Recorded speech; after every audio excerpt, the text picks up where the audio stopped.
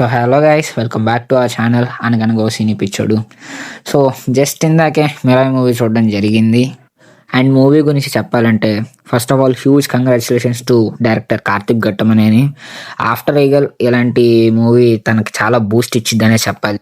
And coming back to the point, Mirai టీజర్లో ట్రైలర్లో చూపించిన దానికి మనం థియేటర్లో చూసేదానికి ఏ మాత్రం ఎక్స్పెక్టేషన్స్ తగ్గవు బ్రో. ఖచ్చితంగా ఎంత హైప్తో పోతారో అంతే హైప్తో వెనక్కి వస్తారనే చెప్పాలి.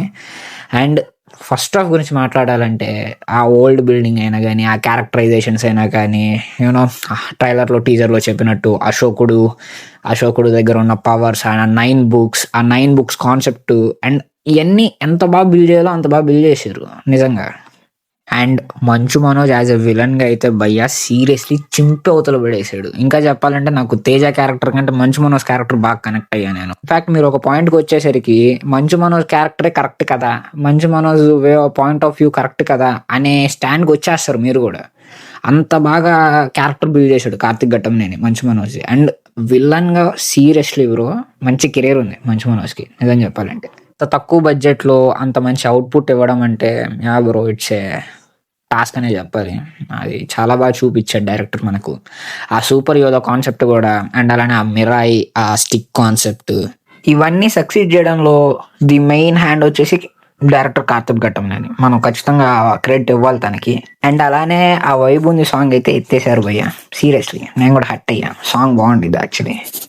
అండ్ క్లైమాక్స్ గురించి వస్తే ఖచ్చితంగా మీరు ఒక మంచి హైతో బయటకు వస్తారు బ్రో. లైక్ త్రేతాయుగంలో రాముడి రిఫరెన్స్లని, తేజ పీక్ యాక్టింగ్, అండ్ అలానే మన మ్యూజిక్ డైరెక్టర్ చేసిన ఫుల్ ఆఫ్ వర్క్, ఇవన్నీ మీకు చాలా బాగుంటుంది. ఒక మంచి ఎక్స్పీరియన్స్ వచ్చింది మీకు. ఒక మంచి సూపర్ యోధా, ఒక మంచి ఫ్యాంటసీ మూవీ చూసే వాళ్ళకి ఇది పర్ఫెక్ట్ మూవీ అని చెప్పాలి. హ్యాపీగా ఫ్యామిలీతో వెళ్ళే మూవీ ఇది. ఖచ్చితంగా డిసప్పాయింట్ అవ్వరు, మీ టికెట్ డబ్బులు బొక్కవు.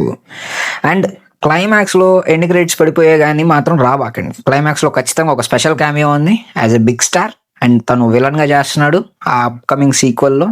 మీరు అది ఖచ్చితంగా మిస్ అవ్వకూడదు. సో అంతే బ్రో, ఓవరాల్గా మై రేటింగ్ వచ్చేసి ఈ మూవీకి 4/5. అండ్ ఇలాంటి మరిన్ని రివ్యూస్ అండ్ రికమెండేషన్స్ కోసం ప్లీజ్ డూ సబ్స్క్రైబ్ టు అనగనగా ఓ సినీ పిచ్చోడు.